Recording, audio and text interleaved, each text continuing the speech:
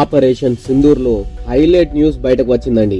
మే 10వ తారీఖు రోజు పాకిస్తాన్ కు $1 బిలియన్ అంటే దాదాపు 8,500 కోట్లు IMF అప్పుగా ఇస్తేనే పాక్ సంబరాలు చేసుకుంది. ఇక యుద్ధాన్ని గెలిచేశాము అన్నట్లు సంతోషపడింది. అయితే లేటెస్ట్ రిపోర్ట్స్ ప్రకారం ఇండియన్ ఆర్మీ మే 10వ రోజు 1 గంట 44 నిమిషాల నుండి రాత్రి 9 గంటల 30 నిమిషాల మధ్యల కాలంలో పాకిస్తాన్ యొక్క దాదాపు $3.35 బిలియన్ అంటే దాదాపు 30,000 కోట్ల విలువ గల ఆస్తులను మన ఇండియన్ ఆర్మీ ధ్వంసం చేసింది.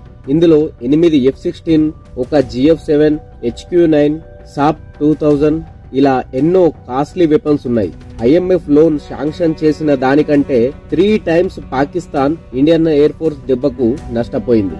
ఇది నేను కేవలం మే 10వ రోజు జరిగిన దాడి గురించి లాసెస్ ను మాత్రమే కౌంట్ చేస్తున్నాను. హఫీజ్ సయ్యద్, మసూద్ అజార్ యొక్క హెడ్ క్వార్టర్స్ ను లేపేశాం కదా, దాని యొక్క లాసెస్ ను దీంట్లో కౌంట్ చేయడం లేదు. మే 10వ రోజు చేసిన జాతర, దాని ద్వారా పాక్ కు వచ్చిన నష్టం, మే 10వ రోజు పాక్ కాలబేరానికి ఎలా వచ్చింది అనే డీటెయిల్స్ బ్రేకప్ తో సహా విత్ అమౌంట్, ఎక్కడెక్కడ ఎలా దాడి జరిగింది, ఎక్కడెక్కడ ఎలా నష్టపోయారు అనేది చెప్తా. వీడియో చాలా ఇంట్రెస్టింగ్ గా ఉండబోతుంది ఫ్రెండ్స్. నా కంటెంట్ మీకు నచ్చితే ఒక లైక్ చేయండి, వీడియోని మీ ఫ్రెండ్స్ అండ్ ఫ్యామిలీ మెంబర్ తో షేర్ చేసి మన ఛానల్ ను సబ్స్క్రైబ్ చేయండి. 2-3 రోజుల క్రితం చక్రా డైలాగ్స్ ఫౌండేషన్ పాక్ నష్టపోయిన అసెట్స్ యొక్క డీటెయిల్స్ రిపోర్ట్ ను ప్రచురించింది. అయితే ఇది నిజమా కాదా అనే సందేహాలు అందరిలో ఉండేవి. కానీ ఈ రోజు పెద్ద మీడియా ఛానల్స్ ఇంచుమించుగా చక్ర ఫౌండేషన్ ఇచ్చిన రిపోర్ట్స్ లో ఏదైతే ఇన్ఫర్మేషన్ ఉందో అదే ఇన్ఫర్మేషన్ ఇప్పుడు ఇస్తున్నారు. సో చక్ర ఫౌండేషన్ కరెక్ట్ గా చెప్పింది అని అందరూ ఇప్పుడు నమ్ముతున్నారు. మే 10వ రోజు పాకిస్తాన్ ఇండియా పైన షాహీన్ బేకర్తర్ వంటి war drone and quad copter drones తో ఒకేసారి దాడి చేసింది. పాక్ ప్లాన్ ఏంటంటే ఇండియన్ ఎయిర్ బేస్ పైన దాడి చేయాలి అనుకున్నారు. ఇది పాక్ యొక్క initial plan. Indian escalation ladder ఎలా ఉండేది అంటే, ఫస్ట్ ఉగ్రవాద శిబిరాల పైన దాడి చేస్తారు, సెకండ్ పాకిస్తాన్ మిలిటరీ బేసెస్ పైన, థర్డ్ కరాచీ పోర్ట్ పైన, అండ్ లాస్ట్ లాడర్ న్యూక్లియర్ దాడి చేస్తారన్నమాట. అది కూడా ఒకవేళ పాకిస్తాన్ ఫస్ట్ గా న్యూక్లియర్ దాడి చేస్తే మనం ప్రతిదాడిగా న్యూక్లియర్ ఆర్మ్స్ ను ఉపయోగిస్తామన్నమాట. ఇక్కడ కొంతమంది సరైన క్లారిటీ లేకుండా ఇండియన్ ఆర్మీ యుద్ధం చేసేస్తుంది, మన ఆర్థిక వ్యవస్థను దెబ్బతీసేస్తుంది, ఇక ఇండియా పాకిస్తాన్ ఇద్దరు అణువాయుధాలతో కొట్లాడుకుంటారు అని అన్నారు. There is a reason on escalation ladder. ఈ ఎస్కలేషన్ లాడర్ లో స్టెప్ బై స్టెప్ ఉంటుంది. ఫస్ట్ స్టెప్ అట్లారీ గన్స్ తో దాడి, తర్వాత మిసైల్స్, ఆ తర్వాత అణువాయుధాలు, ఇలా స్టెప్ బై స్టెప్ గా ఉంటుంది. డైరెక్ట్ గా మెయిన్ కోర్స్ కు వెళ్లిపోరు. అయితే మే 10వ రోజు రాత్రి ఇండియన్ ఎయిర్ ఫోర్స్ 1 గంట 44 నిమిషాలకు ఆయుధ పూజ చేసి యుద్ధం స్టార్ట్ చేసింది. రాఫెల్ యుద్ధ విమానం, సుఖయ్ యుద్ధ విమానాలు, బ్రహ్మోస్ పాకిస్తాన్ లో ఉన్న నూర్ ఖాన్ ఎయిర్ బేస్ పైన దాడి చేసి బోని కొట్టారు. ఈ దాడుల్లో పాక్ యొక్క 8 F-16 ఫాల్కన్ జెట్లు ధ్వంసమయ్యాయి. F-16 యుద్ధ విమానం అనేది prestigious American lord Martin company తయారు చేసే ఒక విమానం అన్నమాట.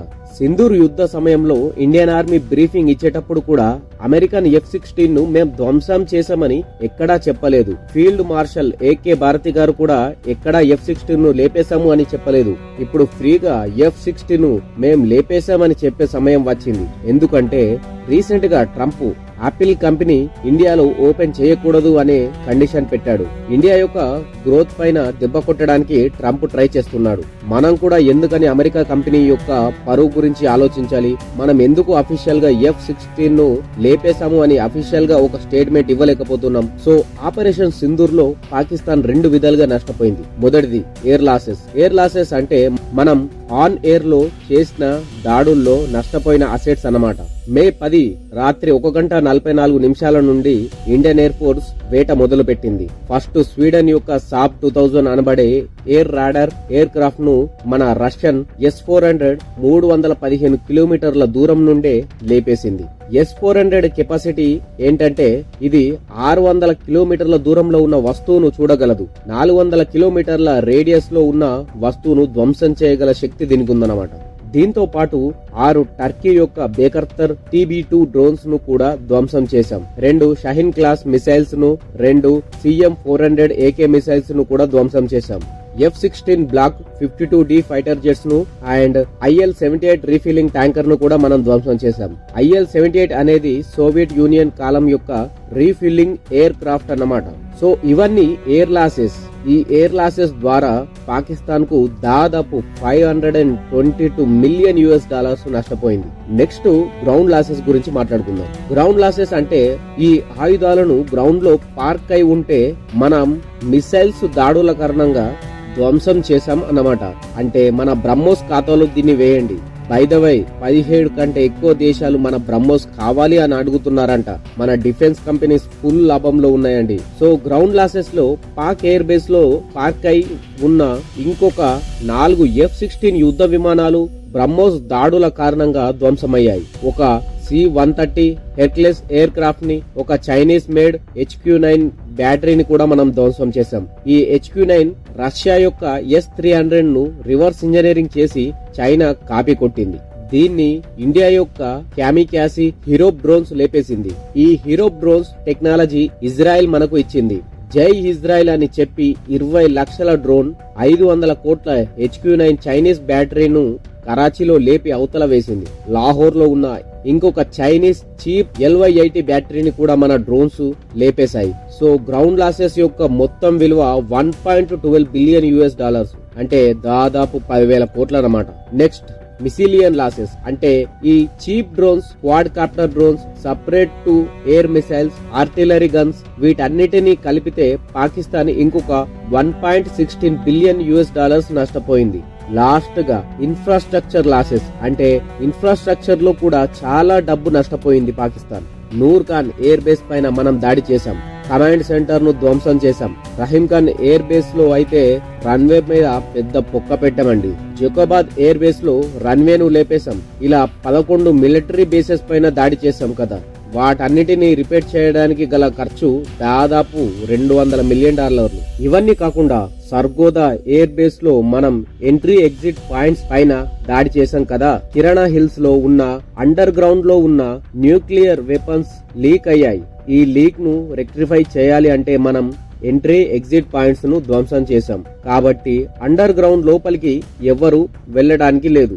ఈజిప్ట్ నుండి బోరాన్ ను తీసుకొచ్చి రేడియేషన్ ను తగ్గించారు. ఈ న్యూక్లియర్ లాసెస్ ను మనం కౌంట్ చేయలేదు. రేడియేషన్ లీక్ కారణంగా ఆస్తి డబ్బు నష్టం కంటే ప్రజల ఆరోగ్యం పాడవుతుంది. ఈ రేడియేషన్ ద్వారా కళ్ళు డ్యామేజ్ అవుతాయి అండ్ ఈ రేడియేషన్ ద్వారా కలుషితమైన ఫుడ్ తింటే క్యాన్సర్ వంటి రోగాలు వస్తాయి. సో పాకిస్తాన్ లాసెస్ ను టోటల్ చేస్తే $3.35 బిలియన్ నష్టపోయింది. అంటే దాదాపు ఇండియన్ కరెన్సీలో 30,000 కోట్లకు పైగా. అది కూడా 8 గంటల లోపే. IMF నుండి తెచ్చుకున్న 8,000 కోట్లు ఈ నష్టాన్ని పూరించడానికే సరిపోతుంది. ఈ నష్టాన్ని ఇండియన్ ఎయిర్ ఫోర్స్ కేవలం 8 గంటల్లో చేసింది. కేవలం 8 అవర్స్ అండి. సో మే 10 9:35 పాకిస్తాన్ ఎయిర్ ఫోర్స్ ఓటమి అంగీకరించింది, చేతులు ఎత్తేసింది. కిరాణా హిల్స్ ఇండియా నుండి 170 కిలోమీటర్ల దూరంలో ఉంటుందండి. అక్కడ న్యూక్లియర్ లీక్ అయితే ఆ రేడియేషన్ ఇండియాకు కూడా తాకే ప్రమాదం ఉంది. కాబట్టే మనోళ్ళు కొంచెం మానవత్వాన్ని ప్రదర్శించారు. భారతీయుల్లో ఈ సేవా గుణం అనేది ఉంటుంది. పాక్ సెంటిమెంట్ తో కొట్టింది. 9 గంటల 30 నిమిషాలకు యుద్ధాన్ని ఆపేద్దామని చెప్పింది. అయితే ఇండియా ఆలోచించుకొని 3:35 లెట్స్ డూ సీజ్ ఫైర్ అని ఒప్పుకుంది. పాక్ సీజ్ ఫైర్ చేయడానికి గల 4 ముఖ్యమైన కారణాలు: 1 కిరాణా హిల్స్ లో nuclear leak, 2 IL-79 refilling tanker ధ్వంసం కావడంతో ఆన్ ఎయిర్ లో రీఫిల్ చేసే శక్తిని పాకిస్తాన్ కోల్పోయింది. రీఫిల్ ఎయిర్ క్రాఫ్ట్ లేకపోతే యుద్ధాన్ని సస్టైన్ చేయడం చాలా కష్టం. కాబట్టి సీజ్ ఫైర్ కు ఒప్పుకున్నారు. 3వ కారణం, ఇండియన్ నేవీ కరాచీ పోర్ట్ అంచుకు చేరుకుంది. కరాచీ పోర్ట్ కు 260 మైళ్ల దూరంలో ఉన్న మాక్రాన్ పోస్ట్ దగ్గర పొజిషన్ తీసుకొని పాకిస్తాన్ ఏదైనా మిస్ అడ్వెంచర్ చేస్తే కరాచీ పోర్ట్ ను ధ్వంసం చేస్తామని వార్నింగ్ కూడా ఇచ్చారు. కాబట్టే భయపడి పాకిస్తాన్ సీజ్ ఫైర్ చేసుకుంది. 4వ కారణం, ఇండియన్ ఎయిర్ ఫోర్స్ H-9 ను ధ్వంసం చేసి పాక్ ఎయిర్ ఫోర్స్ ను గుడ్డిది చేసింది. ఎయిర్ క్రాఫ్ట్స్ టేక్ ఆఫ్ అవ్వకుండా ఎయిర్ బేసెస్ లో ఉన్న రన్వే ను ధ్వంసం చేసింది. ఈ 4 రీజన్స్ కారణంగానే పాకిస్తాన్ సీజ్ ఫైర్ కు ఒప్పుకుంది. ఇంత లాసెస్ ను చెవి చూడాల్సి వచ్చింది, అది కూడా కేవలం 8 గంటల్లోనే. అండ్ ఫైనల్ గా ఆపరేషన్ సింధూర్ అనేది మన భారత ఆర్మీ యొక్క శక్తిని ప్రపంచానికి చాటిందండి. ఇది డైరెక్ట్ గా ఎవరు ఒప్పుకోవడం లేదు. ఎందుకంటే వెస్టర్న్ దేశాలు వాటి యొక్క ఆయుధాల కంపెనీలు లాస్ అవుతాయని. ఎవరు ఒప్పుకున్నా ఒప్పుకోకపోయినా ఆపరేషన్ సింధూర్ మాత్రం అదుర్సండి. ఇలాంటి రీసెర్చ్డ్ కంటెంట్ మీకు నచ్చితే వీడియోను లైక్ చేయండి, మన ఛానల్ ను సబ్స్క్రైబ్ చేసి అందరికీ షేర్ చేయండి. మరొక వీడియోతో మళ్ళీ మీ ముందుకు వస్తాను. అంతవరకు టేక్ కేర్. జై హింద్.